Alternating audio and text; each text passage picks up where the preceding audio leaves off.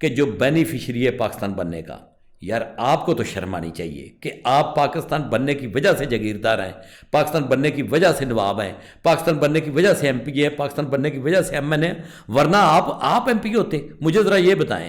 تو حسین شہید سہروردی کا مجھے وہ جملہ یاد آتا، اور کیا ہی جملہ انہوں نے کہہ دیا، کیونکہ وہ بھی بہت بڑے آدمی تھے حسین شہید سہروردی بھی۔ انہوں نے کہا یہ جو مجموعہ، کسی نے پوچھا کہ یہ جو مسلمانوں کا اسلامی امہ کا اتحاد ہے، انہوں نے کہا 0 جمع 0 جمع 0 جمع 0، جتنے مرضی 0 جمع کرتے جائیں جواب 0 ہی آئے گا۔ اب دیکھ لیں نا آپ کے ساتھ ہو کیا رہا ہے۔ نہرو نے 37 میں یہ تقریر کی کہ ہم یہ زمینداریاں جو ہیں یہ انگریز کی دی ہوئی جو آپ کو جگیریں ہیں یہ ہم واپس لے لیں گے۔ تو یہ سارے کے سارے بھاگ کے قائد اعظم کے پلو کے ساتھ لٹک گئے۔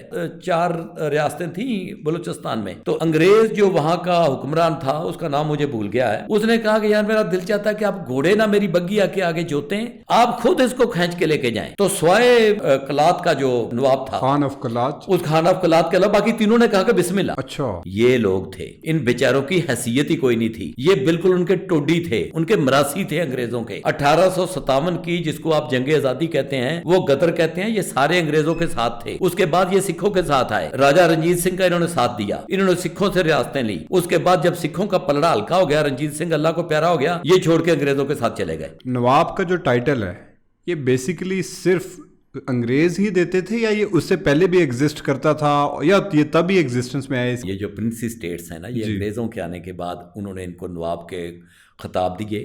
کیا متحدہ ہندوستان کا صدر آصف زرداری ہوتا یا ابوالکلام ہوتا؟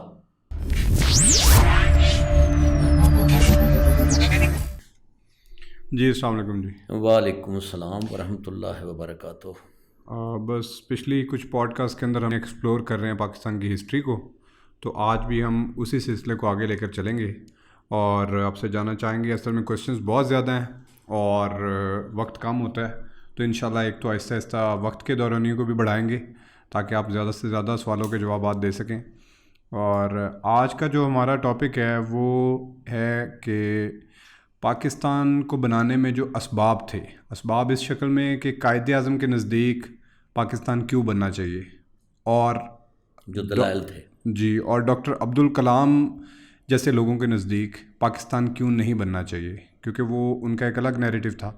تو ہم ان کے نیریٹو کو ایکسپلور کریں گے کہ ان کے نیریٹوز کے پیچھے وجوہات کیا تھیں، کیونکہ دونوں بہت علمی شخصیات تھیں، دونوں بہت بڑی شخصیات تھیں، اور دونوں اطراف میں بہت مایہ ناز پولیٹیشین اور بہت مایہ ناز برصغیر کے لوگ شامل تھے، صدیوں سے ساتھ رہ رہے تھے، تو ضرورت پیش آ گئی، لیکن 2 نیریٹو تھے۔ تو آج ہم نیریٹوز کو ایکسپلور کرنا چاہتے ہیں کہ 2 ڈفرنگ نیریٹوز جو تھے ان کے پیچھے اسباب کیا تھے، تو اگر آپ اس پہ روشنی ڈالنا چاہیں۔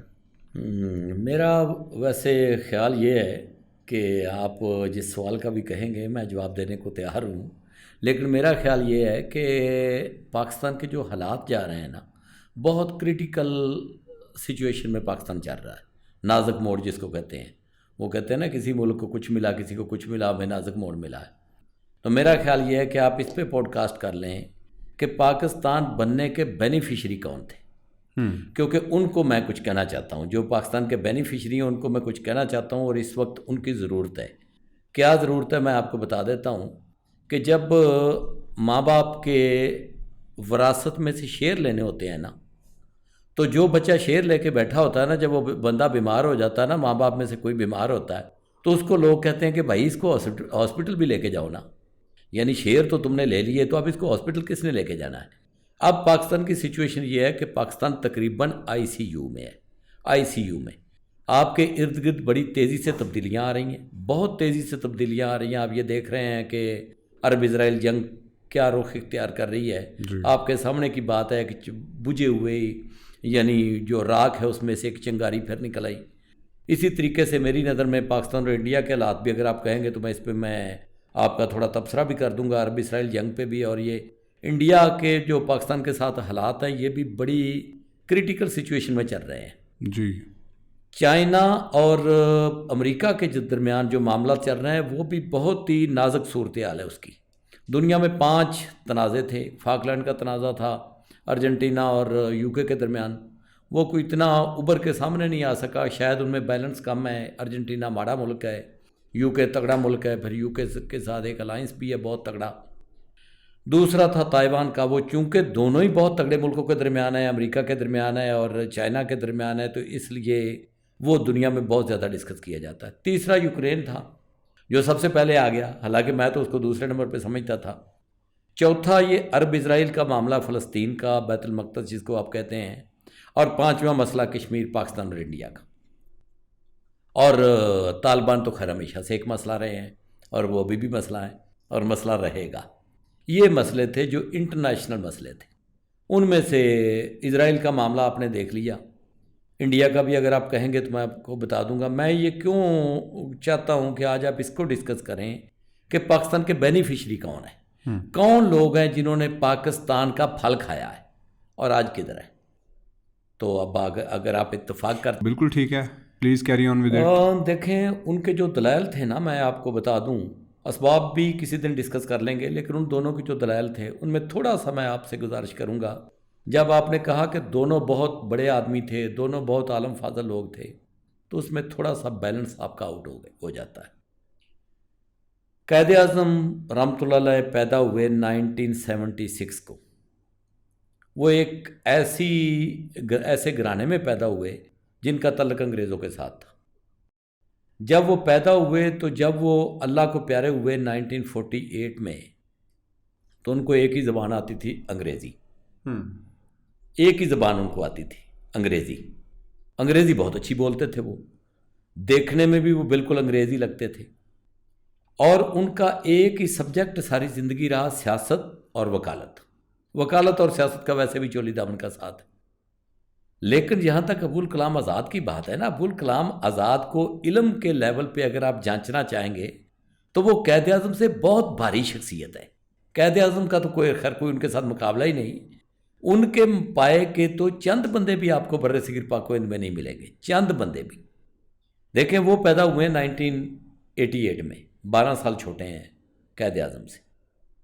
کسی اسکول میں نہیں گئے، کسی مدرسے میں نہیں گئے، کسی کالج میں نہیں گئے، کسی یونیورسٹی میں نہیں گئے، لیکن ان کے جو بدترین مخالف ہیں وہ بھی یہ مانیں گے کہ جب وہ اردو میں بولتے تھے تو اردو کو عزت بخش دیتے تھے۔ وہ جو حضرت موہانی کا شعر ہے نا کہ جب سے میں نے دیکھا آزاد کی نثر کو تو مجھے اپنی نظم بھی وہ اس طرح کا کہ بے معنی لگنے لگی۔ انہوں نے کہا کہ مجھے تو اپنی نظم بھی بے معنی لگنے لگی جب میں نے ان کی نثر کو دیکھا۔ ان کا الحلال دیکھ لیں، ان کا البلاغ دیکھ لیں، ان کی جو بکس ہیں وہ دیکھیں، جو کتابیں انہوں نے لکھی ہیں، غبار خاطر یا اس طرح کی، اور وہ تو درجنوں کتابوں کے مصنف ہیں۔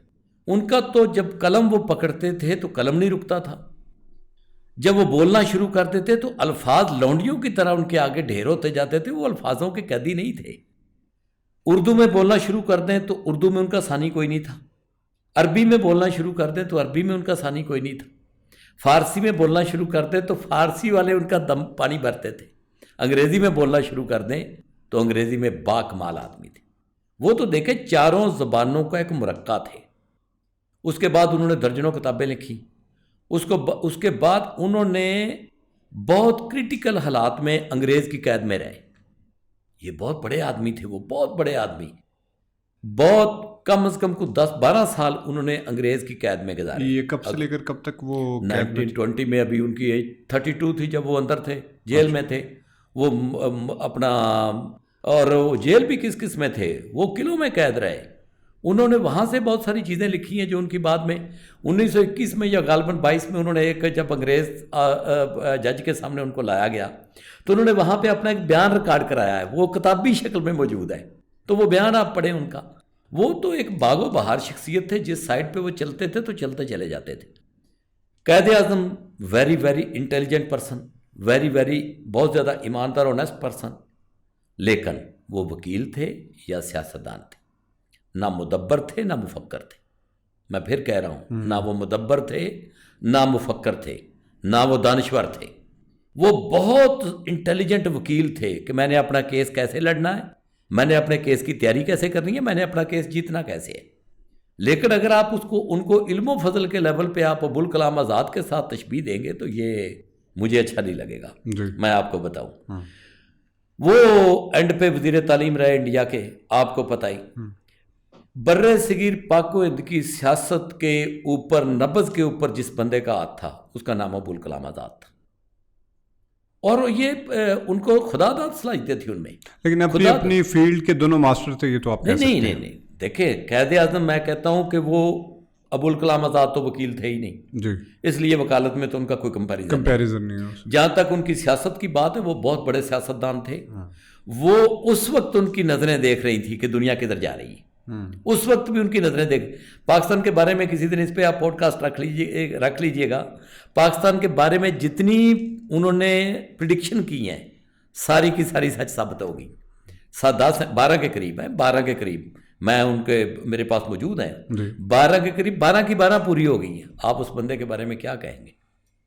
यानी उस बंदे का दिमागी लेवल देखें, वो अपनी शख्सियत थे, खुदादाद सलाहियतें थी उनके अंदर, वो बहुत बड़े आदमी थे और बिल्कुल उनका कोई अपना कोई नहीं था कि जिंदगी भर उस बंदे ने किसी बंदे के बारे में बुरा नहीं बोला। अपने जो बदतरीन मुखालिफ थे, जो उनको गालियां तक देते थे, यानी कैद आज़म के जो लेटर है वो एक किस्म की गालियां उनको कि तुम शोबो आए हो, तुम मुसलमानों के गद्दार हो, तुम ये हो वो। आगे से उनका जवाब देखें, उन्होंने ज़िंदगी पर किसी को इस तरह का रिएक्शन नहीं दिया। हाँ, अपनी बात दलाइल से करते थे और दलाइल तो उनके अपने अंदर से फूटते थे। आज की जो बात है, मैं चाहता हूं कि आप इसको इस पे रखें टॉपिक पे कि वापस पाकिस्तान के बेनिफिशरी कौन है। मुझे उनके ऊपर दुख है। क्यों दुख है ये भी मैं पहले आपको बता दूं। देखें, पाकिस्तान बन गया, आपकी नस्ल के लिए यही एक मुल्क है, यही है ना, आपने यहीं रहना है, यहीं आपने रहना है, यही आपका मुल्क है दुनिया में, ना आपको इंडिया ने शामिल करना है। वैसे तो 52 मुल्क हैं हमारे। नहीं, वो आप कह सकते हैं, लेकिन कोई नहीं, वो आपको जो ब्रदर होता है वो आपको नहीं लेंगे, वो आपको नहीं लेंगे, वो ना आपको। ये मुझे बड़ी इस बात से हंसी आती है कि जब हम कहते हैं ब्रादर इस्लामी मुल्क, तो हसैन शहीद सोहरावर्दी का मुझे वो जुमला याद आता है, और क्या ही जुमला उन्होंने कह दिया, क्योंकि वो भी बहुत बड़े आदमी थे, हसैन शहीद सोहरावर्दी भी। उन्होंने कहा ये जो मजमुआ, किसी ने कह रहा, वो उतरे एयरपोर्ट पे, किसी ने पूछा कि ये जो मुसलमानों का इस्लामी उम्मा का इत्तेहाद है जी, उन्होंने कहा 0 जमा 0 जमा 0 जमा 0, जितने मर्जी 0 जमा करते जाएं, जवाब 0 ही आएगा। ठीक, अब देख लेना आपके साथ हो क्या रहा है जी। आपके जो बेनिफिशरी थे उनमें पहले नंबर पे जो आते हैं वो थे जागीरदार। जब नेहरू ने 37 में ये तकरीर की कि हम ये ज़मींदारियाँ जो हैं ये अंग्रेज़ की दी हुई जो आपको जगीरें हैं ये हम वापस ले लेंगे, तो ये सारे के सारे भाग के कैद आज़म के पल्लू के साथ लटक गए।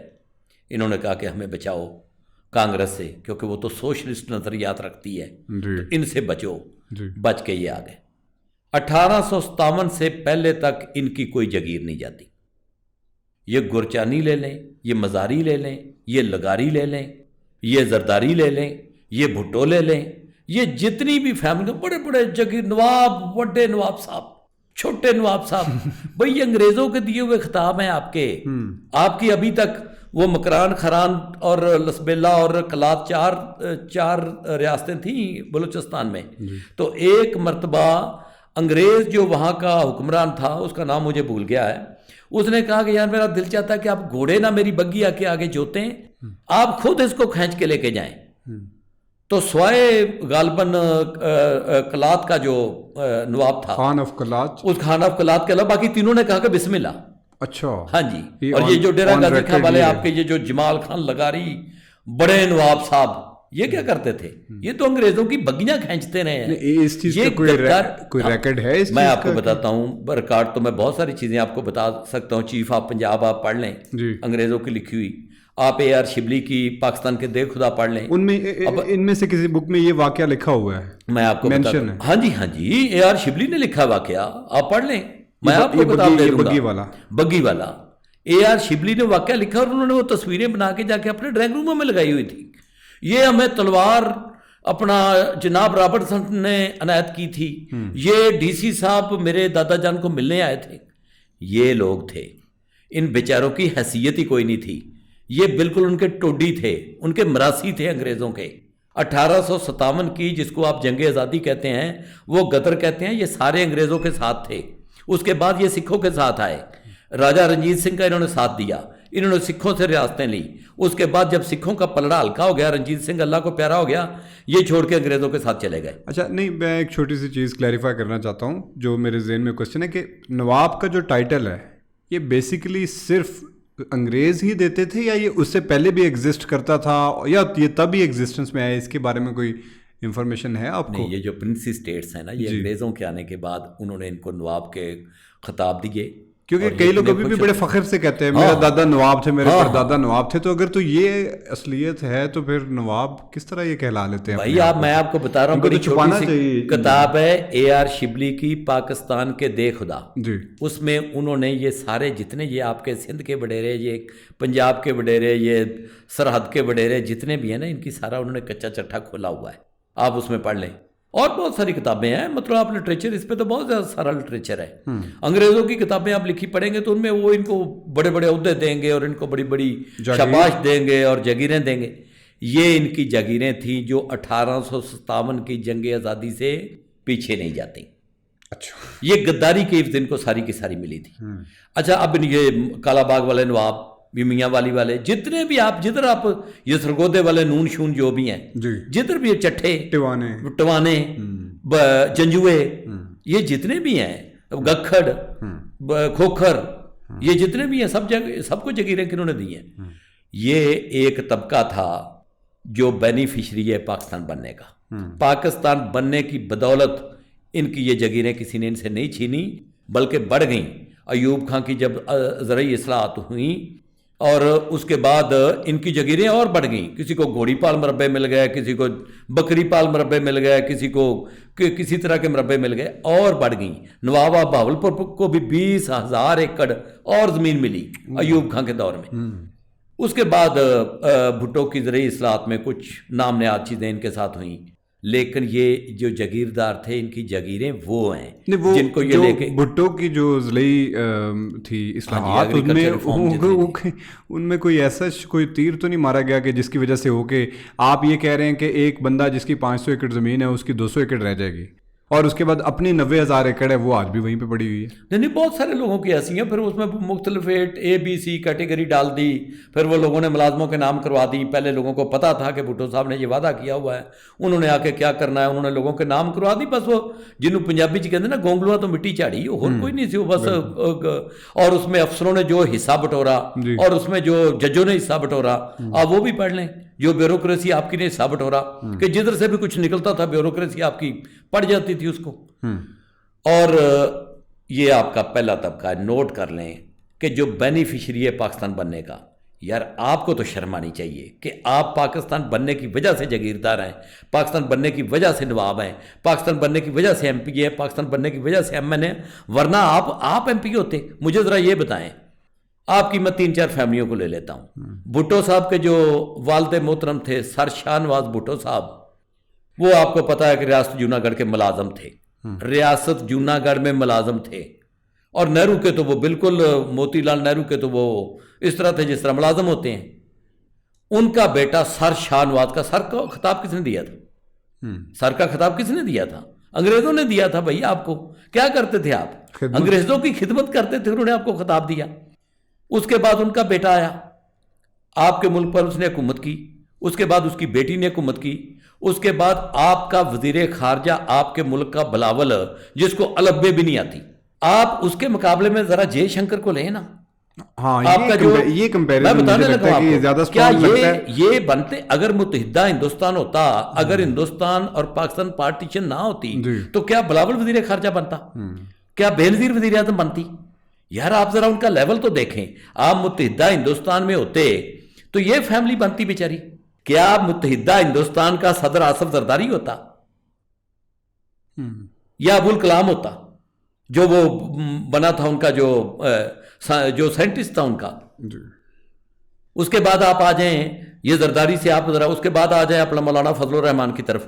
فضل الرحمان کا والد محترم جو ہے وہ سائیکل پہ جاتا تھا، مسجدوں کے امام تھے یہ.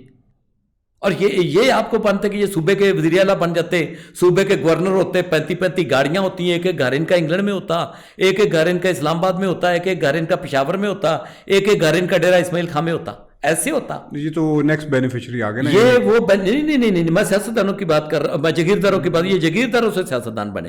اب جگیرداروں کے بعد آ جائیں جگیریں. ان کو 1857 سے پیچھے کسی کی نہیں جاتی. میرے ساتھ کوئی ٹیبل پہ بیٹھ کے مکالمہ کر لیں. یہ ساری کی ساری غداری کی عزت ملی ہے ان کو, یہ ان سے چھیننی چاہیے تھی. اچھا پاکستان بننے کا ثمر ان کو یہ ملا کہ یہ آج تک وہی ٹائٹل لے کے پھر رہے ہیں, ہم نواب جگیردار. میرے والد محترم دادا جان مرحوم کو سر کا خطاب دیا تھا. بھائی سر کا خطاب انگریزوں نے دیا تھا کیونکہ آپ انگریزوں کے کتے نہ لاتے تھے. اس کے بعد آ جائے دوسرا طبقہ آپ کا یہ سیاستدان. نہیں وہ یہی کہ جو جاگیردار ہیں, اگر تو سب سے بڑے بینیفیشری اس ملک کے جاگیردار تھے تو جاگیردار کا تو مائنڈ سیٹ ہی وہ ہوتا ہے کہ ہم نے مزارے رکھنے ہیں اور ان سے اپنی خدمت کروانی ہے. ان کو ویج بھی نہیں دینا, ان کو کچھ بھی نہیں دینا, کنک کے دانوں کے اوپر ساری زندگی ان سے خدمت کروانی ہے. بلکہ آج بھی لوگوں کو اس چیز کا بڑا غصہ ہے کہ آہستہ آہستہ جو ہے نا وہ ویج اوپر جا رہا ہے اور ہمارا وہ جو ٹھیکے اور وہ ساری چیزیں وہ وہیں پہ ہیں. تو یہ تو ان کا ایک مائنڈ سیٹ ہے. تو اگر تو ان کے لیے بنا تھا پھر ہمیں افسوس نہیں کرنا چاہیے اس چیز کا کہ وہ انہوں نے تو اپنے لیے بنایا تھا اور انہوں نے پورا فائدہ بھی لیا. بھائی جان جنہوں نے بنایا تھا نا, یہ بات پہلی تو بات یہ ہے کہ میں آپ کی اس بات سے مکمل اتفاق کرتا ہوں, بالکل ٹھیک ہے. وہ آج ہمیں بھی ایسے ہی سمجھتے ہیں, یعنی یہ جو پبلک ہے اس کو وہ ایسے ہی سمجھتے ہیں. اب دوسری بات پہ آ جائیں, دوسرے آپ کے جو بینیفیشری ہیں وہ آپ کے سیاستدان. آپ کے سیاستدان مجھے یہ بتائیں, یہ جو آپ کی شریف فیملی ہے, کیا متحدہ ہندوستان کے یہ وزیر اعظم بنتے جنہوں نے کبھی زندگی میں کتاب کو ہاتھ نہیں لگایا؟ جاتی عمرہ ان کا ایک گاؤں ہوتا تھا. جاتی عمرہ جو ان کا گاؤں تھا نا, وہاں پہ ان کی یہ وہاں پہ یہ کو میں بری بات نہیں کر رہا, میں کام کرنے والوں کو قرآن کہتا القاسب و حبیب اللہ, بالکل میں ان کی بہت عزت کرتا ہوں. لیکن یہ وہاں پہ لوہارا کرتے تھے, لوہاروں کا کام کرتے تھے. ان کے والد صاحب لوہاروں کے کام کرتے تھے. ان کے دادا جان نہیں میاں شریف جس کو کہتے ہیں, اس کے والد صاحب جو تھے دلہ اس کو کہتے تھے, وہ لوہاروں کا کام کرتے تھے. اب یہاں پہ آ کے اس کا بیٹا تھا میاں محمد نواز شریف اور میاں محمد شہباز شریف, جنہوں نے 40 سال تک اس ملک پہ حکومت کی, جنہوں نے کبھی زندگی میں کتاب کو ہاتھ نہیں لگایا, جن کو کھانوں کے علاوہ کسی چیز کا نہیں پتا, دنیا کی کسی چیز کا نہیں پتا. اور کیا متحدہ ہندوستان میں یہ بنتے وزیر اعظم؟ اس کی یہ جو بیٹی جس نے کبھی کتاب کو ہاتھ نہیں لگایا اور جس کو پتا تک نہیں ہے, یہ بنتی پاکستان کی ایک اتنی بڑی پارٹی کی ہیڈ بن جاتی. بھئی یہ بینیفیشری ہیں لوگ. اگر یہ پاکستان نہ بنتا تو ان کو تو کوئی پوچھتا بھی نہ, یہ بیچارے جاتی عمرہ میں پڑے پڑے وہیں پہ مرکب جاتے اور ان کے اولادیں وہیں پہ پیدا ہوتی رہتی اور انہی ذمہ داروں کی یہ خدمت کرتے رہتے. یہ پاکستان بننے کا ثمر ہے جو ان کو ملا ہے. یہ دوسرا طبقہ ہے, یہ جو آپ کے بڑے بڑے منسٹر بن کے پھر رہے ہیں, یہ جتنے بھی, آپ ذرا خود تھوڑی دیر کے لیے سوچیں کہ پاکستان نہ بنتا تو یہ منسٹر ہوتے وہاں پہ, یہ وزیر اعلیٰ, یہ بزدار وزیر اعلیٰ ہوتا, یعنی یہ بزدار وزیر اعلیٰ ہوتا پنجاب کا. اور بھائی پنجاب کا تو ایک ہی بندہ جو یہاں پہ جس کا نام وہ کیا اسپتال کا نام ہے, سر گنگا رام کے لیول کا آپ آج تک انجینئر پیدا نہیں کر سکے ہیں. اگر کر سکیں تو بتائیں. وہ تھے لیکن ہم نے ان کو بھی باہر بھیج دیا تھا. نہیں باہر تو ہم نے بھیجا, ڈاکٹر عبدالسلام. ہاں جی ڈاکٹر عبدالسلام, لیکن ہم نے ان کو الحمدللہ بڑے اچھے ٹائم پہ ان کو باہر بھیج دیا تھا. تو ان کو بھی وہ جو ہوتی نا وہ راس آ گئی تھی, تو وہاں پہ جا کے انہوں نے کافی ترقی کر لی تھی اور اپنی ریسرچ کو کافی کنٹینیو کیا تھا, اور دنیا ان کا لوہا مانتی ہے. دنیا مان جائے, ہم نے نہیں ماننا. ہم نے مسلمانوں کے کسی بڑے آدمی کو نہیں ماننا. میں آپ کو بتا رہا تھا بینیفیشری کی بات کہ یہ پاکستان کے جتنے پولیٹیشین اس وقت چل رہے ہیں یہ پاکستان کے بینیفیشری ہیں. یہ پاکستان نہ بنتا, یہ بیچارے کہیں پہ کوئی لوہا ٹھوک رہا ہوتا, کہیں پہ کوئی ترخانہ کر رہا ہوتا, کہیں پہ کوئی انگریزوں کے وہ سکھوں کی غلامی کر رہا ہوتا, کوئی ہندوؤں کی غلامی کر رہا ہوتا. یہ پاکستان بننے کا ثمر ہے جو اس عہدوں پہ پہنچے ہیں. یہ آصف زرداری جو صدر بن گیا تھا, اس کو کوئی صدر بناتا متحدہ ہندوستان کا؟ ذرا سوچو. اس کے بعد آ جائیں, وہ ممنون حسین پہلے بن گیا تھا, عارف علوی بن گیا ہے. چلیں وہ شریف آدمی ہے, اس کو میں چھوڑ دیتا ہوں. لیکن آگے آ جائیں. لیکن اب آپ عارف علوی کو چھوڑ دیں گے, لوگ کہیں گے یہ پی ٹی آئی سے بلانگ کرتے ہیں. نہیں پی ٹی آئی تو دیکھیں, اس میں تو کوئی ڈاؤٹ ہی نہیں ہے کہ پی ٹی آئی کا جو لیڈر ہے نا, پی ٹی آئی کا جو لیڈر ہے, بے شک لوگ کچھ بھی کہتے رہیں, اتنا بہادر آدمی بر صغیر پاک و ہند کے ملک پاکستان میں پیدا نہیں ہوا. پاکستان کی 25 کروڑ کی آبادی ہے, اس 25 کروڑ سے پہلے 25 کروڑ لوگ مر گئے ہوں گے. اتنا بہادر آدمی پیدا نہیں ہوا, اتنا ایماندار آدمی پیدا نہیں ہوا, اور اتنا بیوقوف آدمی پیدا نہیں ہوا. وہ ایک سمپل ہے, بہت سمپل آدمی ہے, وہ ایک بچوں کی طرح اس کا ذہن ہے. پاکستان کی ہسٹری کا وہ سب سے بڑا آدمی ہے. اس میں کیا ڈاؤٹ ہے؟ اس میں میں نہ مانوں, آپ نہ مانے, کوئی بھی نہ مانے, لیکن وہ پاکستان کی ہسٹری کا سب سے بڑا آدمی ہے. اس بندے نے کرکٹ میں ہاتھ ڈالا, وہ ٹاپ پہ گیا. اس بندے نے سیاست میں ہاتھ ڈالا, خود پارٹی بنائی, خود پارٹی بنا کے وہ وزیر اعظم بنا. اس بندے نے اس میں چیریٹی میں ہاتھ ڈالا, اس نے ہاسپٹل بنا کے آپ کو دکھا دیے, اس نے نمل یونیورسٹی بنا کے آپ کو دکھا دی, بریڈ فورڈ یونیورسٹی کا چانسلر رہا. بھائی اس بندے نے جمائمہ گولڈ سمتھ کے ساتھ اس نے شادی کی. یہاں پہ پاکستان میں بہت سارے آپ کے لوگوں نے انگریز لڑکیوں کے ساتھ شادیاں کی ہوں گی, وہ پتہ کون ہوں گی؟ کوئی وہاں کی ٹیچر ہوگی, کوئی وہاں پہ برتن صاف کرتی ہوگی, کوئی وہاں پہ ایئرپورٹ پہ کسی کو سامان سپلائی کرتی ہوگی, لیکن جمائمہ گولڈ سمتھ سے شادی نہیں کی. کوئی کر کے دکھائے نا. اور یہ بھی کارنامہ نہیں کہ شادی کی, وہ بندہ اس کو لے کے آیا, اس نے اپنے رنگ میں آ کے اس کو رنگا, یہ نہیں کہ اس کے رنگ میں رنگا گیا, وہ ادھر لے کے آیا, اس کو یہاں پہ رکھا, اس کو ساری پرکشش مرات انہوں نے دینے کی کوشش کی, وہ بندہ نہیں گیا. اس میں تو میں اچھے برے بھلے کی, میں تو اس کے بارے میں میری رائے یہ کہ ملک نہیں چلا سکتا, کیونکہ ملک میں 90% لوگ بے ایمان ہیں. اس کی کیبنٹ آدھی سے زیادہ بے ایمان تھی. یہ جو اس کا بزدار والا فیصلہ تھا یا کسی کو ایکسٹینشن, میں بھائی کہہ رہا ہوں کہ بیوقوف آدمی ہے, میں کہہ رہا ہوں اتنا بہادر آدمی اس دھرتی نے نہیں دیکھا. لوگ سوچا کریں گے, میں آپ کو بتا رہا ہوں, جب اس کی بات لوگ کیا کریں گے, لوگ سوچا کریں گے کہ یار اتنا بہادر آدمی اس دھرتی پر پیدا ہوا, اتنا بڑا آدمی اس دھرتی پر پیدا ہوا. آپ کے پاس وہ بندے, اس کو آپ نے یوز کرنا تھا. لیکن وہ بہادر تو ہٹلر بھی بہت تھا نا, لیکن اس نے وہ پوری قوم کو پھر نہیں. ابھی آپ عمران خان کی آپ نے صرف بات کی ہے تو میں نے اس کا آپ کو جواب. اچھا ٹھیک ہے, یعنی ہم عمران خان پہ کسی اور عمران خان پہ نہیں بات کر لیں گے. میں آپ کو بتاتا ہوں کہ بات کیوں میں نے کی. یہ جو آپ کے جو عمران خان کے مقابلے پہ جو سیاستدان ہے نا آپ کے, یہ بونے ہیں چھوٹے چھوٹے, ان کے قد ہی نہیں ہے. کیا نواز شریف, شہباز شریف, فضل الرحمان, آصف زرداری, ان کا آپ تقابلی جائزہ لیں گے عمران خان کے ساتھ؟ شہباز شریف کا تو لے سکتے, بالکل بھی نہیں.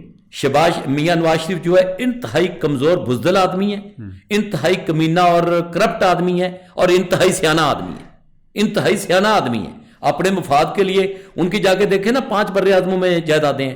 آصف زرداری کی 5 بر اعظموں میں جائیدادیں ہیں. جب آخرت میں حساب ہوگا تو آپ سے یہ پوچھا جائے گا کہ ملک تو آپ کا نیچے سے نیچے جا رہا تھا اور آپ اوپر سے اوپر جا رہے تھے, کس چیز میں, کیا کر رہے تھے آپ؟ بزنس. کیا ایسا آپ کے پاس نسخہ آ گیا تھا؟ وہ منموہن سنگھ نے کہا کہ جہاز میں مجھے انہوں نے میسج دیا, منموہن سنگھ نے کہا ہے, میں نے نہیں کہا. منموہن سنگھ نے کہا کہ مجھے جہاز میں انہوں نے میسج دیا کہ نواز شریف ملنا چاہتا ہے, تو مجھے ڈر لگا کہ کشمیر پہ بات کرنا چاہتا ہے, تو میں نے کہا کہ یار میرا دل نہیں کر رہا تھا. اس نے کہا, میں نے بادل نخواستہ کہا کہ آ جائے مل لے. منموہن سنگھ نے اپنی کتاب میں لکھا ہے, تو اس نے کہا کہ وہ آیا ملنے, تو اس نے کہا میری وہ کچھ چیزیں ہیں وہ انڈیا سے آپ مجھے بھجوا دیں. یہ آپ کے ساتھ یہ عمران خان کا مقابلہ کریں گے؟ بھائی وہ بہت بیوقوف ہو سکتا ہے, وہ پاگل ہو سکتا ہے, لیکن نہ وہ بے ایمان ہو سکتا ہے اور نہ وہ بزدل ہو سکتا ہے. وہ بیٹھا ہے, ٹھیک ہے. آپ بزنس مین لوگ ہیں یار, پاکستان میں بزنس کرتے ہیں. اب بات آ جائیں آگے. آپ یہ دوسرا آپ کا بینیفیشری جو ہے وہ یہ آپ کے سیاستدان ہیں, وہ آپ کے سیاستدان ہیں جنہوں نے ملک کا بیڑا گرک کیا ہے اور مسلسل کرتے جا رہے ہیں. پہلے آپ کے جاگیردار ہیں جنہوں نے اس ملک کو لوٹا ہے, وہ بینیفیشری تھے. ان کو شرم آنی چاہیے تھی کہ یار اب ہمیں ملک مل گیا نا ایک, اب ہم کچھ عرصے کے لیے ملک کے لیے بھی کچھ کر دیں. اس کے بعد سیکنڈلی آپ کے یہ سیاستدان آتے ہیں. اب تیسرے نمبر پہ آ جائیں, یہ آپ کی بیوروکریسی. یہ جو آپ کے چیف کمشنر اور یہ آپ کے عہدوں پہ پہنچے ہوئے ہیں نا, چیف سیکرٹری کے عہدوں پہ, اور آپ کے جو ڈی سی اور ان عہدوں پہ پہنچے ہوئے ہیں, ان کو متحدہ انڈیا میں کلرک نہ رکھتا. یہ کیوں بھاگ کے یہ کر رہے تھے, قائد اعظم کی لنگوٹی کے پیچھے پڑے ہوئے تھے؟ یہ اس لیے پڑے ہوئے تھے کہ پاکستان جب بن جائے گا تو ہندوؤں سے جان چھوٹ جائے گی, سکھوں سے جان چھوٹ جائے گی, ہم وہاں پہ عہدے لیں گے. یہ عہدے لینے کے لیے مر رہے تھے اس وقت کا بیوروکریٹ. ہاں جی, میں آج کے بیوروکریٹ کے بارے میں تو آج کے بیوروکریٹوں کا آپ ابھی مقابلہ کر کے دیکھ لیں. آپ ابھی مقابلہ کر کے دیکھ لیں نا انڈیا کے بیوروکریٹوں کے ساتھ, کر لیں آپ اپنے دیکھیں. آپ اپنے یہ لے لینا, میں آپ کو اور بات بتا دیتا ہوں. 47 سے لے کے 2023 تک کتنے کیس آپ کے انٹرنیشنل کورٹس میں گئے ہیں نا, انڈیا کے خلاف گئے ہیں نا. وہاں پہ بیوروکریٹوں کا آپس میں جوڑ پڑا ہے نا, تو آپ نے ایک بھی کیس نہیں جیتا, آپ نے ایک بھی کیس نہیں جیتا. اب مجھے دکھا دیں. اس کے بعد میں آج موقع آپ نے دیا, میں ذرا اگلی بات بھی آپ کو بتا دوں. کشمیر کے اوپر آپ کی قراردادیں ہیں, کشمیر کے اوپر بھی ایک دن آپ بات کر لیجئے گا. کشمیر کے اوپر آپ کی قراردادیں ہیں نا جی. آپ روز کہتے ہو قراردادوں کے اوپر عمل کرو, کہتے ہو نا. قراردادیں ہمارے حق میں منظور ہوئی ہیں. کہتے نہیں, ہم تو روتے ہیں اور 75 سال سے رو رہے ہیں. اللہ کا شکر ادا کریں, یہ پاکستانی اتنی جھوٹی قوم دنیا کے تختے پہ نہیں ہے. ایک بھی قرارداد آپ کو کشمیر نہیں لے کے دیتی, ایک بھی قرارداد آپ کے حق میں نہیں ہے, ایک بھی قرارداد آپ کے حق میں نہیں ہے, میں 3 مرتبہ کہہ رہا ہوں. نہیں, جو ہم ٹی وی پہ ہاں جی, تو آپ نکال لیں, آپ اتنا کر دیں, آپ نکال لیں. نہیں, ہر قرارداد میں پہلے یہ لکھا ہوا ہے کہ پہلے پاکستان اپنی فوجیں باہر نکالے گا, گلگت بلتستان سے, آزاد کشمیر سے. نکالیں ذرا. نہیں, ہاں, میں یہ کہہ رہا ہوں کہ وہ تو جتنے بھی کشمیری لیڈر ہوتے ہیں, ہاں, وہ بھی سارے یہی بات کہہ رہے ہوتے ہیں کہ بھئی جو پاکستان میں کشمیری لیڈر ہیں, ہاں, کہ صرف قراردادوں پہ عمل کرنا. ان کی تو دکانداری ہے نا, وہ تو کشمیر کا نام لے لے کے کھاتے ہیں. ان کی تو کشمیر ایک دکان ہے, کوئی کشمیر کاز تھوڑا ان کا, ان کی دکان ہے. وہ دکان سے اپنا سودا بیچ کے کھا رہے ہیں, محلوں کے مالک ہیں, گاڑیوں کے قافلے ہیں, نوکر چاکر ہیں, سب کچھ ہے ان کے پاس کشمیر کے نام پہ. نہیں تو اگر وہ پاکستان کی فوجوں کو انخلا کی ادھر سے بات کرتے ہیں تو ساتھ وہ یہ بھی تو کہتے ہوں گے نا کہ انڈیا بھی اپنی فوجیں نکالے. ہاں جی, تو انڈیا بعد میں نکالے, یہ وہ کہتے ہیں. آپ ذرا نکال کے دیکھیں نا, آپ کو پتہ چل جائے گا کیوں نہیں عمل کرتے. کبھی کر ہی نہیں سکتے. ایک بھی قرارداد آپ کے حق میں نہیں ہے, ایک بھی قرارداد. میں ڈنکے کی چوٹ پہ کہہ رہا ہوں, جو بندہ بھی سنے, میرا چیلنج ہے اس کو کہ ایک بھی قرارداد آپ کے حق میں نہیں ہے. اور آج کی تاریخ میں ایک بھی قرارداد ایگزسٹ نہیں کرتی. آج کی ڈیٹ میں اقوام متحدہ کے فورم پہ, سلامتی کونسل کے فورم پہ ایک بھی قرارداد آپ کی ایگزسٹ نہیں کرتی. آپ نکال لیں, پڑھیں ان کو, پڑھ کے ذرا بتائیں مجھے کہ شیڈول کس شیڈول میں ہے, شیڈول 6 میں ہے, 5 میں ہے, کس میں ہے وہ. کیا آپ کے لوگ پڑھتے ہیں؟ کیوں نہیں پڑھتے؟ کیونکہ آپ کے ملک کو جہلوں کی ضرورت ہے, اور یہ وہ جہل چلا رہے ہیں ان کو. اچھا خیر, وہ بینیفیشری پہ بات ہو رہی تھی. دوسرے بینیفیشری آپ کے ہو گئے پولیٹیشین, تیسرے آپ کے ہو گئے بیوروکریٹ. یہ بیوروکریٹ جو پڑھتے ہیں, مجھے ذرا یہ بتائیں, یہ انگریزوں نے بیوروکریسی بنائی تھی. بیوروکریسی بنائی کس لیے جاتی ہے؟ نظام چلانے کے لیے. یہ نظام چلانے کے لیے بنائی جاتی ہے. آپ کے بیوروکریٹوں کا جو ایٹیچیوڈ ہے, ان کے بٹن سے لے کے, جوتے سے لے کے, یہ کوٹ کے بٹن تک عوام کے پیسے سے بنتے ہیں. اسی عوام کے پیسے سے جو بیچارہ ایک جا کے اپنا ایک موبائل کا کارڈ بھی لیتا ہے نا 100 روپے کا, اس کے اوپر بھی 30-40 روپے ٹیکس لگتا ہے. اس ٹیکس سے اس بیوروکریٹ کی سیلری جاتی ہے.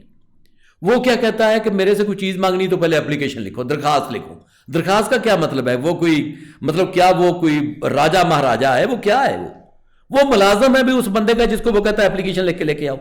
ایٹیٹیوڈ تو ذرا آپ دیکھیں. نہیں, وہ صرف ان کو کہتے ہیں نا اپلیکیشن لکھ کے لاؤ جن کے پاس کوئی ذرائع نہیں ہوتے جن کے تھرو وہ ان سے رسائی کر سکیں. چلیں, ان کو کہتے ہیں, ایسے ہی کہہ لیں, ان کو کہتے ہیں. تو پیسے بھی اسی پیسے کے اوپر وہ پڑ رہا ہوتا ہے.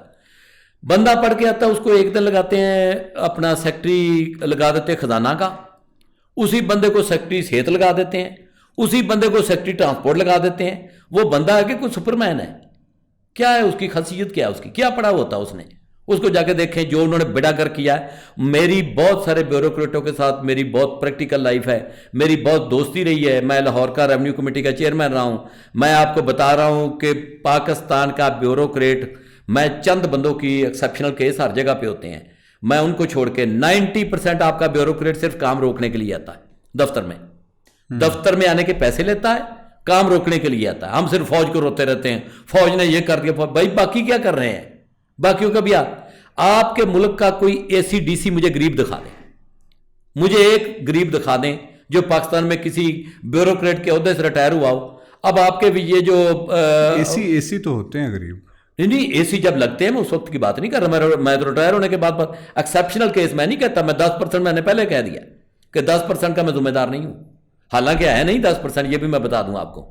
لیکن میں 10% کو میں پھر بھی اس میں سے کہہ دیتا ہوں کہ کوئی نہ کوئی ہوگا بیچارہ. وہ تو ہر جگہ پہ ہوتے ہیں, وہ تو آپ کو ہر جگہ پہ اچھے لوگ مل جاتے ہیں, کوئی ایسی بات نہیں ہے. لیکن ان میں سے جو میجورٹی ہے وہ کیا کر رہی ہے؟ ان کی کرتوتیں تو ذرا دیکھیں. جب وہ ریٹائر ہوتے ہیں تو ان کے پاس جو یہ اربوں ڈالر جو آتے ہیں, یہ کہاں سے آتے ہیں؟ یہ آپ کے ملک کا جو بے تحاشا بندہ باہر مکان لے کے بیٹھا ہوا ہے, سارے جگیرداروں کے باہر مکان, سارے سیاستدانوں کے باہر مکان, سارے بیوروکریٹوں کے باہر مکان, ساری جوڈیشری کے باہر مکان, سارے جرنلوں کے باہر مکان, سارے جرنلسٹوں کی باہر پراپرٹیاں. یہ کیا ہے بھائی؟ یہ ملک ہے؟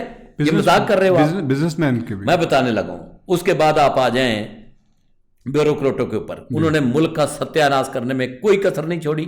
اس ملک کو دیمک کی طرح کھا گئے ہیں وہ. کبھی وہ صرف 5 سال وہ اس پہ لگا دیں نا کہ ہم نے صرف ملک کے لیے کام کرنا ہے, اپنی ذات کے لیے کام نہیں کرنا, صرف اس ملک کے لیے کام کرنا ہے. آپ دیکھنا یہ ملک کہاں جاتا ہے. کروڑوں روپے کے تو سامنے یہ پھول رکھ کے پریس کانفرنس کر رہے ہوتے ہیں یہ جو آپ کے DC اور کمشنر ہیں. یار کس قوم کے نمائندے ہو آپ؟ کیا کس دنیا میں رہتے ہو؟ یہ آپ کو پتہ نہیں پھول کہاں سے آتے ہیں, کتنے پیسے لگتے ہیں ان کے اوپر؟ آپ پورے ملک کا بجٹ نکالیں. آپ سرکاری گاڑیوں کی تفصیل تو ذرا دیکھیں، ان کے بچے کون سی گاڑیوں پہ جا رہے ہوتے ہیں. ان کو کبھی یہ قیامت والے دن جب یہ سوال پوچھے جائیں گے تو پھر یہ پتہ چلے گا کہ یہ کیا کیا ہوتا رہا اس ملک کے ساتھ. یہ بینیفیشری جو ہے میں ان کی صرف بات کر رہا ہوں. اب آ جائیں سیلری بھی تو دیکھیں نا، اب ان کی تھوڑی ہوتی ہے، اور بعد میں ہم بھی تو اس سرکل کو چلانے میں انوالو ہوتے ہیں نا. ہاں سیلری تھوڑی ہوتی ہے، بالکل ٹھیک ہے. اب ذرا آ جائیں، ان کو کس نے کہا کہ آپ سول سروس کا ایگزام پاس کر کے آپ بیوروکریٹ بنو؟ کون کہتا ان کو پتہ سیلری کم ہے. مجھے پتا ہے کہ مجھے معاوضہ جو ملے گا وہ 10,000 روپے، 10,000 سے میرا کام نہیں چلتا. میں کیوں جاتا ہوں؟ وجہ کیا ہے؟ مجھے نہیں پتا کہ بیوروکریٹ جب میں نے بننا ہے تو میں نے قوم کا سرونٹ بننا ہے. میں نے قوم کا سرونٹ بننا ہے. میں قبول کرتا ہوں یہ عبادت ہے. اگر میں اس کو اسی پیرائے میں لوں جس میں مجھے بنایا گیا ہے تو یہ عبادت ہے بھائی.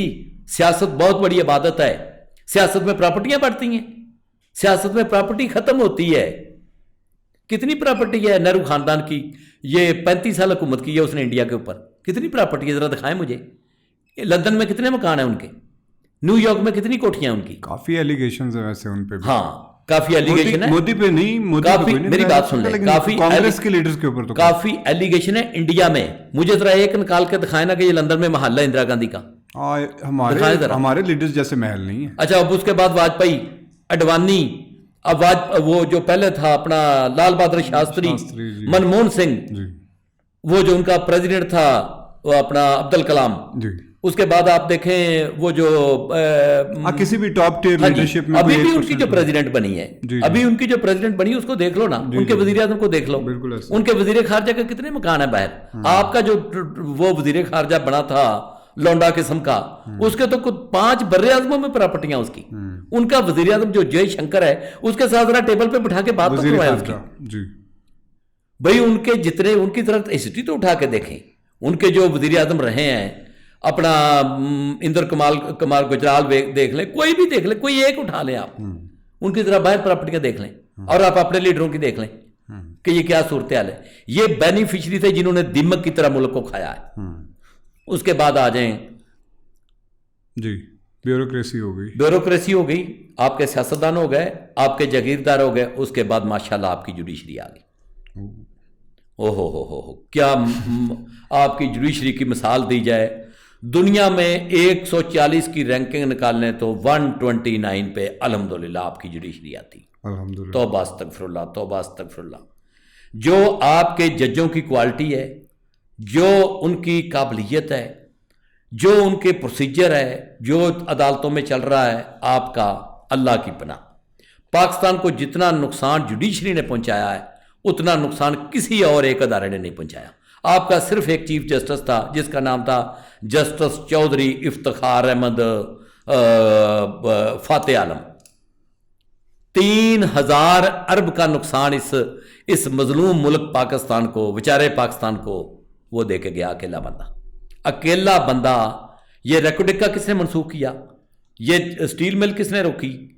وہ کیا کرتا کہاں پہ تھے؟ وہ ایک سلطان رئی، وہ ایک لے کے لٹھ لے کے سلطان رئی بنا ہوا تھا. وہ نعرے لگاتا تھا اور اس کے نعروں کے اوپر ہم ناچتے تھے. ایک بندہ. ہر چیز کے اوپر انہوں نے سٹے دینا ہوتا ہے. میں چھوٹی سی بات آپ کو بتا دوں.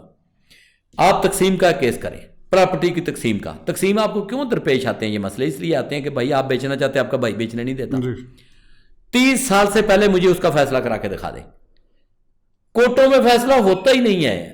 آپ چلتے جائیں، سول میں لے کے جائیں، اس کے بعد اس کی اپیل چلی جائے گی سیشن میں، سیشن سے اپیل چلی جائے گی ہائی کورٹ سے سپریم کورٹ، سپریم کورٹ سے پھر نیچے. آپ کی جوڈیشری میں یہ جو انگریزی کی بھرمار ہوئی پڑی ہے، 60-70% آپ کے ججوں کو انگریزی نہیں آتی، 80% آپ کے وکیلوں کو انگریزی نہیں آتی، 95% آپ کے جو کلائنٹس ہیں ان کو انگریزی نہیں آتی. وہ یار آپ نے کیا ملغوبہ بنا کے رکھ دیا ہے. ملک کا ستیہ ناش کرنے میں آپ کیا کسر چھوڑیں گے؟ کبھی ان کو یہ ہوش آئی ہے؟ یہ جتنے آپ کے چیف جسٹس آتے ہیں یہ پاکستان کے سارے مسئلے یہ حل کر دیتے. یہ کہتے ہیں کبڈی کی ٹیم پاکستان کی ہم بنائیں گے، کرکٹ کی ٹیم کو بھی ہم ٹھیک کریں گے، پانی بھی ہم ٹھیک کریں گے، آپ کی سرحدوں کی بھی حفاظت ہم کر لیں گے، آپ کی زمین کے معاملات بھی. کبھی انہوں نے اپنی جوڈیشری بھی ٹھیک کی ہے؟ وہ بندہ پھر رہا تھا اپنے گھر میں اور زور زور سے وہ بیوی کو کہہ رہا تھا مجھے پتا ہے کہ میرے بغیر انقلاب نہیں آئے گا, اس ملک کو صرف اور صرف میں بدلوں گا, اس ملک کو میرے علاوہ کوئی نہیں بدل سکتا. اس نے کہا یہ پھٹی شلوار تم نے صبح کی پہنی یہ تو بدل لو پہلے, پھر باقی چیزیں بھی بدل لینا. میں آپ کو مثال کے طور پہ ایک واقعہ بھی سنا دیتا ہوں. میں نے 13 میں ایک سیاستدان کے خلاف تقریر کی. اس سیاستدان نے میرا پرچہ کروا دیا. ویڈیو کوئی لے کے گیا ان کے پاس, وہ خود تو شاید مجھے جانتے بھی نہ ہوں. ویڈیو لے کے گیا, پرچہ کروا دیا. پرچہ کروا دیا تو مجھے صاحب ہوتے تھے ماشاءاللہ, یہ نہ بنتا, یہ پاکستان نہ بنتا, آئی جی لگتا, وہاں ایس پی بھی نہ لگتا متحدہ ہندوستان میں. نام پہ میں بیپ لگا دوں گا. ہاں جی, تو وہ مجھے انہوں نے بلایا, انہوں نے کہا جی آپ نے یہ فلاں فلاں بندے کے حق میں تقریر کی ہے. میں نے کہا جی اب کی ہے تو الیکشن تو گزر گیا, کیا کریں. خیر وہ پرچہ خارج ہو گیا. پرچہ خارج ہو گیا تو اس کے بعد میرا نام ایگزٹ کنٹرول لسٹ میں ڈال دیا. چلیں کوئی بات نہیں. اچھا ڈال دیا تو مجھے جب پتا چلا میں نے حج پہ جانا تھا, تو حج میں جانے میں میرے جانے میں 1 مہینہ رہ گیا, تو میں نے ہائی کورٹ رٹ کی.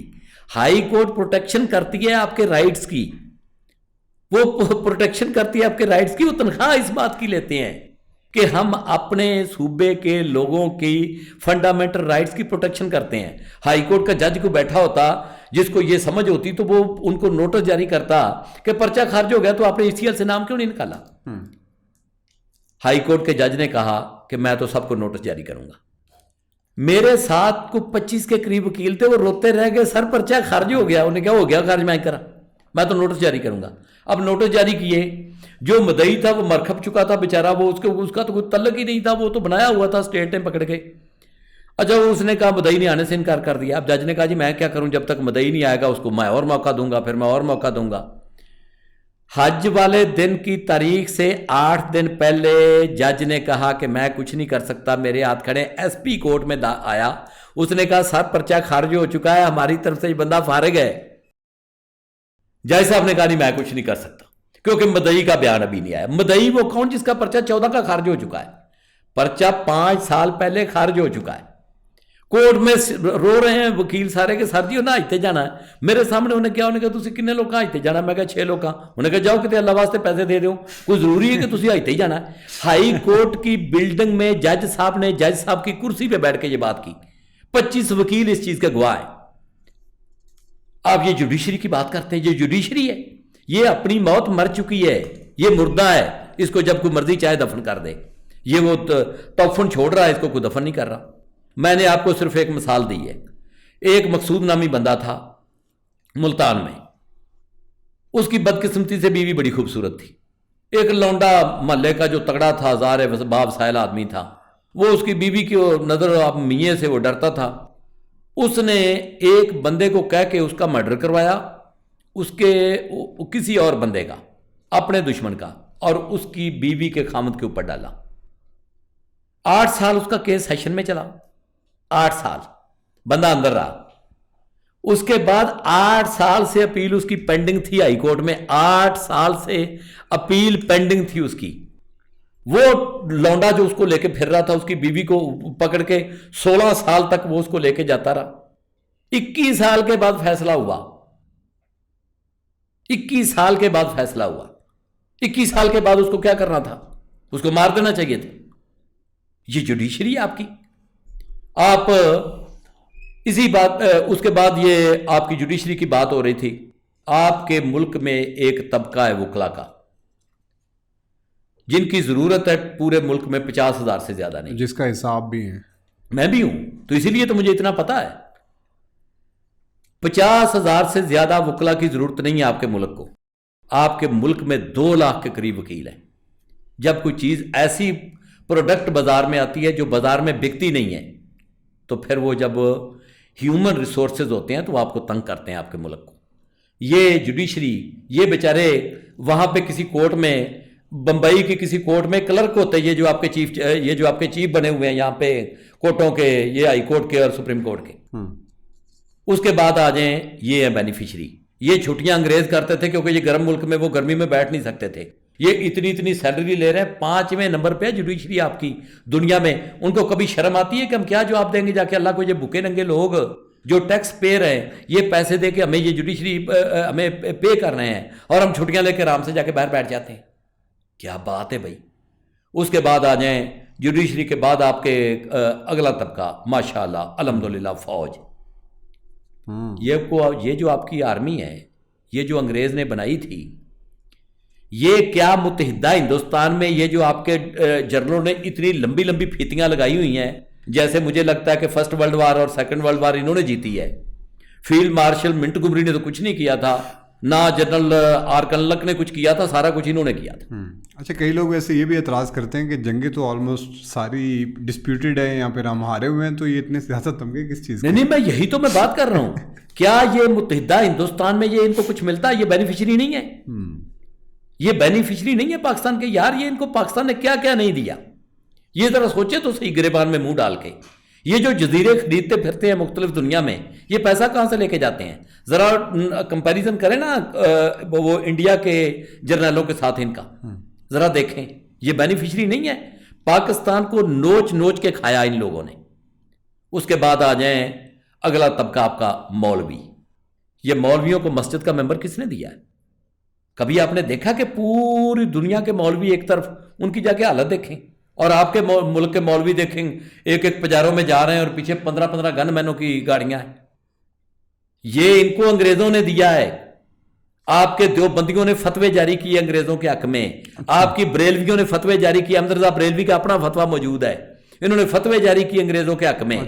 میں یہ جو مسجد کا ممبر ان کو یہاں پہ دیا, یہ جو کھلی چھوٹ ان کو دی ہوئی ہے, اور پوری ملک کو یہ گمراہ کر رہے ہیں. جتنے بڑے جھوٹ یہ بولتے ہیں اور جتنی بڑی کہانیاں یہ کراتے ہیں, کسی اور ملک میں جا کے کرا کے دیکھیں نا.